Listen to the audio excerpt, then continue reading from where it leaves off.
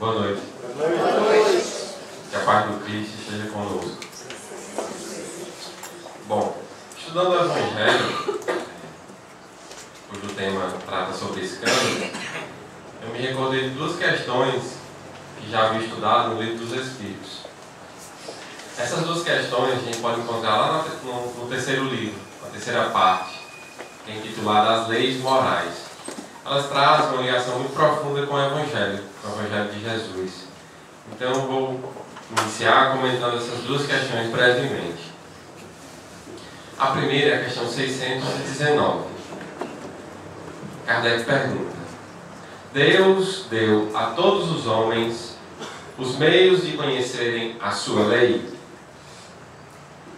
Os Espíritos respondem: todos os homens podem conhecê-la, mas nem todos podem compreendê-la.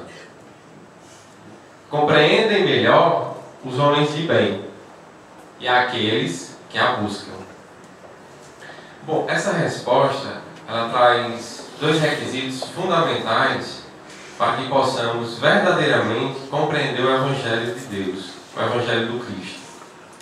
O primeiro é preencher-se de bem, é ser um homem de bem, é ter bondade no coração. Porque a lei divina, a sua compreensão é vedada aos maus. Por mais intelectualizados que eles sejam, é vedada verdadeiramente essa compreensão. Então esse é o primeiro requisito, ser um homem de bem. O segundo é procurá-la, pois só se acha aquilo que procura. É preciso exercitar essa vontade da busca, da prática. Muitas ferramentas, por exemplo, nós conhecemos pelo Espiritismo e que nos possibilitam essa busca. Uma delas, a meditação. É uma forma de buscar compreender as leis divinas. Uma outra, o autoconhecimento. Francisco, por exemplo, Francisco de Assis, buscou por meio da vivência simples do Evangelho. E nós, todos aqui, encarnados, podemos buscar o nosso turno, a vivência da lei divina, com o passo que pudermos dar. Agora é necessário que ele seja verdadeiro, comprometido. Então todos compreendem a lei divina quando se enchem de bem e quando a buscam. Tem uma história que eu vou contar, que Divaldo certa vez contou. Após concluir uma palestra, ele disse que descia as escadas em direção à saída e um homem o interpelou, Parou de frente a ele. Bom, parece, conta Divaldo, que o rapaz tinha bebido um pouquinho, além da conta. Aí disse assim: Divaldo, você acredita que o Cristo era alcoólatra? Aí o Divaldo, antes mesmo de pensar, ele completou o rapaz: e eu provo no Evangelho. Divaldo, pois diga. Ele diz: você lembra daquela passagem no casamento onde o Cristo transforma água em vinho? O Divaldo, sim. Pois é, daquele vinho beberam muitos, inclusive o Cristo, que bebeu muito, tanto que saiu da festa dizendo: quem é minha mãe, quem são meus irmãos?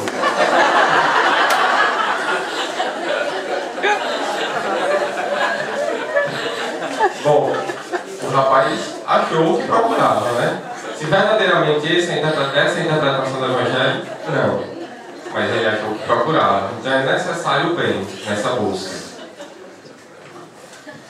A próxima questão,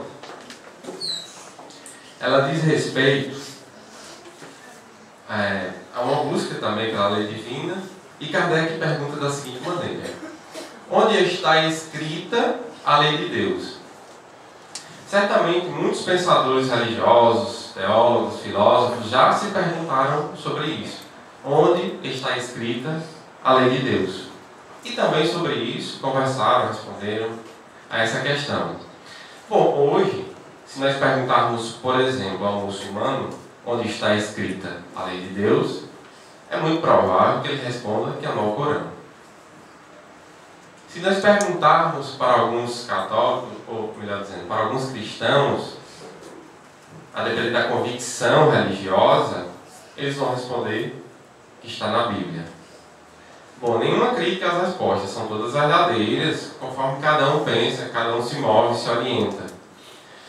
Os espíritos responderam para Kardec que a lei de Deus está escrita na consciência.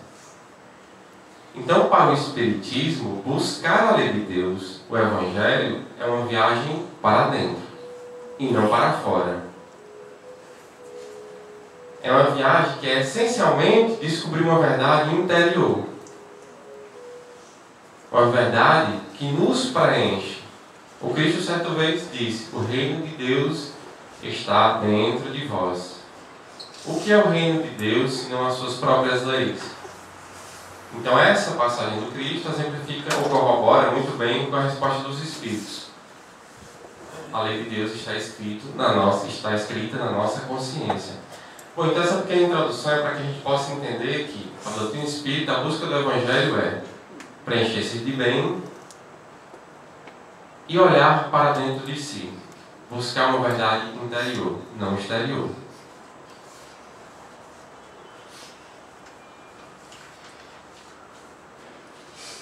Bom, cumpre-nos a todos evoluir intelectual e moralmente.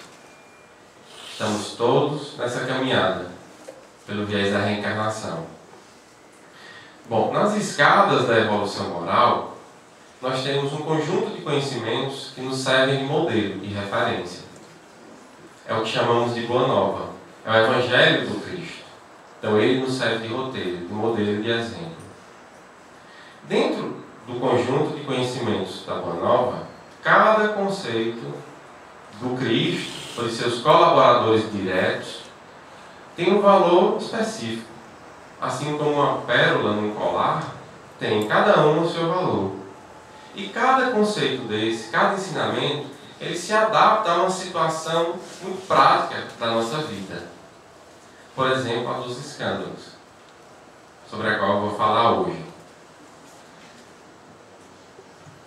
Bom, então na nossa atual situação, no que diz respeito à moralidade, nós nos encontramos na condição de seres perfectíveis. Esse adjetivo perfectível, ele quer dizer que algo pode ser melhorado ou aperfeiçoado. Algo que é perfectível é passível de melhora e é passível de aperfeiçoamento. Então nós somos perfectíveis hoje. Somos passíveis de melhoras. Somos passíveis de aperfeiçoamento. Ninguém tem dúvida que nossas qualidades podem ser aperfeiçoadas. Agora é preciso também dedicar tempo e olhar para alguns lados nossos, que o Espiritismo às vezes chama de defeitos, ou sombras, ou limitações, ou ignorância, no sentido de não conhecimento. É preciso olhar também para essas nossas questões interiores. Porque quando nós não olhamos e não nos dedicamos a transformá-las, muitas vezes as usamos no contato com o próximo. E aí somos imprevidentes, incoerentes, maldosos. E isso acarreta o que o Cristo vem chamar de escândalos. Então, um escândalo é um efeito de um descumprimento, de uma afronta moral ou física, mas ela parte de alguém que usa um defeito, usa uma limitação para expressar algo que é distorcido. Então, quando lembrarmos de escândalo, não pensemos longe, nem alto, em tragédias, não.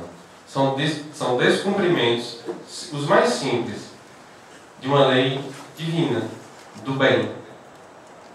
Então essa é a verdadeira interpretação, ou é a interpretação que eu consigo chegar de escândalo. Nada vultuoso, nada grande, nada que nós não possamos compreender, nada que nos comova, mas tudo que afronta a moral do Cristo, a moral do homem de bem. Bom, então, pegando a primeira frase do que o Jânio leu, é necessário que venham os escândalos. Bom, ao lermos isso, Kardec explica, não devemos ter a interpretação de que o Cristo nos orienta à prática do mal. E que o Cristo abre espaço de que é obrigação do homem praticar o mal. É necessário que venha escândalos. Isso não quer dizer que nós temos obrigação com os escândalos ou com a maldade. Eu penso que a interpretação do Cristo ao dizer isso é que partes nossas, essas que eu já citei, defeitos, limitações, que partes nossas ainda sustentam na terra, seja passiva ou ativamente, o acontecimento de escândalos. Essa é a reflexão, que partes nossas. Eu vou citar um fato que é de conhecimento, acredito, da maioria. No ano passado, no dia 7 de abril, por volta de 8h30 da manhã, numa escola chamada Tasso da Silveira, localizada em Realengo, no Rio de Janeiro, um jovem chamado Wellington, de 23 anos, mata 12 pessoas e depois se suicida. Certamente, para essa atitude, há muitas causas. Agora, a nossa reflexão é qual é a nossa contribuição nisso. Muitos pensam que não tem, é respeitável. Agora, qual a parte de nós que sustenta ainda esses escândalos no mundo, como foi o do Wellington?